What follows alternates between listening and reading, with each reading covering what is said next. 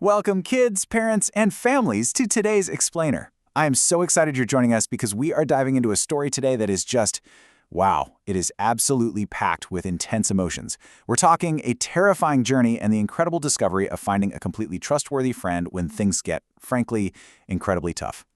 So we're going to be talking about Joseph. Now, you might already know about his famous colorful coat, but today we're taking a closer look at what happened when the people he loved most in the entire world actually turned against him, and exactly how he handled it. Let's get right into it.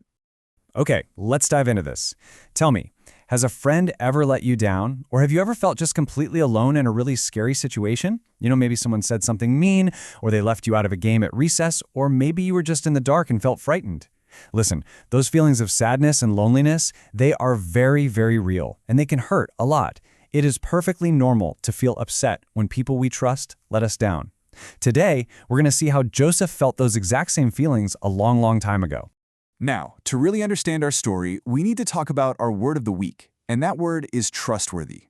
Basically, being trustworthy means you're reliable, you're honest, and people can absolutely count on you. Like, if someone tells you a secret, you keep it.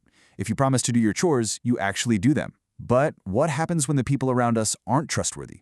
What happens when they break our trust? Well, this explainer is all about figuring out how to navigate those painful moments and, most importantly, discovering someone who will literally never, ever let you down. To really get a feel for what Joseph went through, we have to talk about distance. Look at this number, 75. That is a massive number. Joseph's father, Jacob, completely trusted Joseph. He trusted him so much that he sent him on a massive 75-mile search, all the way from their peaceful valley home to a place called Shechem, and then even further out to Dothan just to check on his older brothers who were out watching the sheep. I mean, imagine walking 75 miles. Joseph did it, though, because he loved his dad and he loved his brothers. But what Joseph didn't know was that his older brothers were hiding a terrible, dark hatred for him right in their hearts. And this brilliantly illustrates just how fast bad feelings can totally spiral out of control. When Joseph finally spotted his brothers, he ran to them all excited, wearing that famous colorful coat. But it started with step 1, jealousy in their hearts. Then it turned into step 2, angry words the second they saw him coming. Next up, step 3, they formed a really wicked plan to hurt him. And finally, step 4, they grabbed him roughly, stripped off his beautiful coat, and threw him into a deep, dark pit. They literally let their hatred grow until it caused them to do something terrible to their own little brother. So, now the brothers actually had to make a choice about what to do next. On one side, we have big brother Reuben. Now, Reuben felt uneasy. He knew this was wrong, but he was really afraid of peer pressure. So he made what we'd call a halfway plan to just leave Joseph in the pit, secretly hoping he could sneak back and rescue him later. But on the other side, we have Judah. Judah saw some traders coming down the road and came up with a totally new plan. Let's sell Joseph for money. Judah thought this was perfect. They wouldn't be guilty of murder, they'd make some cash, and Joseph would just be gone forever. But here's the thing. Both plans involved giving in to the crowd instead of just standing up for what was actually right. Which brings us to a real conscience alley moment. What would you do? You've got the wrong choice. Go with the crowd, hide the mistake, and give in to that peer pressure. Or you've got the right choice. Tell the truth and be brave, even when it's super hard. We face choices like this all the time, right? Maybe a friend pressures you to lie or to be mean to someone else. It is tough to go against the crowd. But remember Philippians 2:13. It tells us that God is working in you to help you want to do what pleases Him, and He gives you the actual power to do it. You don't have to be brave all by yourself. Now, I want you to imagine just for a moment being at the very bottom of that pit. It's dark, it's cold, Joseph was entirely alone, he was hungry, and he was completely frightened. The brothers he loved had turned against him. And what's just heartbreaking is that while Joseph sat huddled down there crying at the bottom of that hole, his hard-hearted brothers actually sat down at the top to eat a meal. They just completely ignored his terrified calls for help. His trust in them was entirely broken. But here is the amazing part. Even in that terrifying darkness, Joseph was not actually alone. I want to share this beautiful memory verse with you from Isaiah 41:10. Think of it like a warm safety blanket. Read it with me. Fear not, for I am with you. Be not dismayed, for I am your God. I will strengthen you. Yes, I will help you. Even though Joseph's brothers wouldn't listen to him, God was listening. God is a completely trustworthy friend who is right beside us, even in the absolute deepest, darkest pits of our lives when we feel totally misunderstood or rejected. Just to give you an idea of how serious this was, take a look at the number 3. That is the average number of days a human being can survive without water. Sitting in that dry, dusty pit, Joseph's situation was absolutely desperate. It wasn't like he could just climb out. He was completely helpless.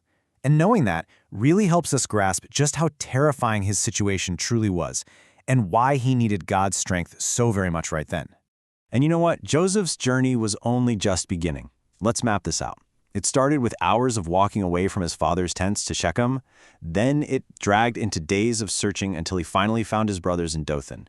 And then, terrifyingly, it turned into weeks of travel. He was hauled up out of the pit and sold to Ishmaelite traders, carrying spices, balm, and myrrh. With every single step, he was being taken farther and farther away from his loving father Jacob and his little brother Benjamin, heading off to a totally strange land as a slave. Meanwhile, back home, the older brothers were dealing with the massive weight of a terrible lie. Their bad choices had basically turned into this giant guilt snowball. First, they allowed hatred to grow. Then, they sold their own brother. Next, to cover the whole thing up, they dipped Joseph's torn coat in animal blood and lied to their father Jacob. Jacob's pain was so raw and deep, he wept for days. And those 10 brothers? They were trapped. They trapped themselves in their own terrible, frightening secret, all because they chose to be untrustworthy. You see, the brothers thought a lie was the easiest way out. But lying, it really only creates bigger problems, and this deep, heavy guilt. Proverbs 28:13 tells us, "If you hide your sins, you will not succeed. If you confess and reject them, you will receive mercy." Hiding our mistakes, like the brothers did with that torn coat, it just hurts the people around us, and it hurts our own hearts. Telling the truth, even when it is incredibly difficult, is always the right choice, because that's what brings healing and mercy. Now, I want you to picture something in your mind. Imagine Joseph as a young plant, and God as the soil. For a plant to survive a massive, terrible storm, it needs to have deep, strong roots, reaching way down into good, solid soil. Joseph survived all that loneliness and fear because his roots were planted deeply in God's trustworthy soil. He had spent his whole childhood learning to trust God, so when the storm finally hit, his roots held him steady. So the crucial point is, how do we grow our own deep roots? Because let's be real, storms are going to come for us too. Well, here are 3 things you can do. First, choose to trust God when people let you down. Second, pray immediately when you feel sad, lonely, or upset. Just talk to God like He's your best friend. And third, remember God's promises, like our memory verse today, when bad things happen. By doing these things, your roots are going to grow so deep and strong, and that will help you stand firm against peer pressure or anytime people are mean to you. As Joseph bounced along on the back of those camels, traveling as a friendless slave to the strange, faraway land of Egypt, he actually made a choice. He remembered this promise: "The Lord is near to those who have a broken heart." Right there, among the traders and all those spices, Joseph gave himself fully to the Lord. He realized that while people might not always be trustworthy, God absolutely always is. God was listening, and God had a very big plan for his future. And that brings us to our final question for today. This is something I really want you and your family to talk about together. Even when people let you down, will you choose to trust the God who holds your future? Because remember, just like Joseph down in that pit, or riding on the back of a camel heading into the totally unknown, you are never truly alone. God is always with you, He completely understands your feelings, and He is perfectly trustworthy. Thank you so much for joining me on this explainer, and I really hope you keep growing those deep roots.